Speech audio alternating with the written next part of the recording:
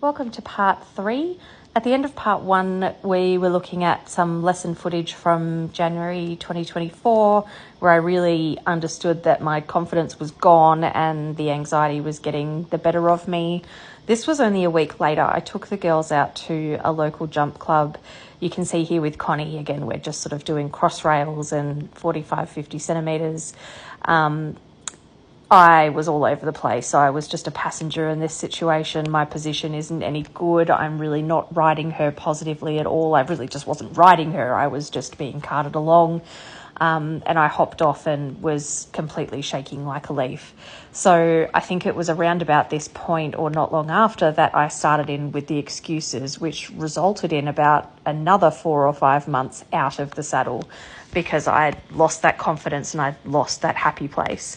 Now, I have quite a high pressure, high stress job, so that was easily excuse number 1. I have to work a 12-hour day. I have to have calls at all hours of the day. I've got things that people need that I promised to deliver.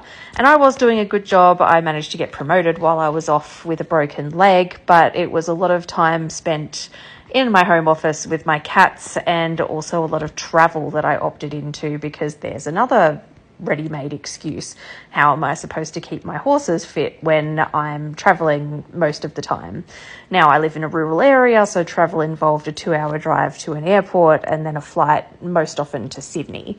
So I was spending a lot of time in Sydney in hotel rooms. I was eating too much and drinking too much, and that's just excuse number 2. You know, I managed to get COVID at one point, of course, with all the travel, which laid me up for 2 weeks. I was still in a lot of pain in my legs, so I would ride and then think it was too painful and hop off. I managed to dent my float, so I couldn't go out to competition or out to lessons because it was really hard to find someone to fix it.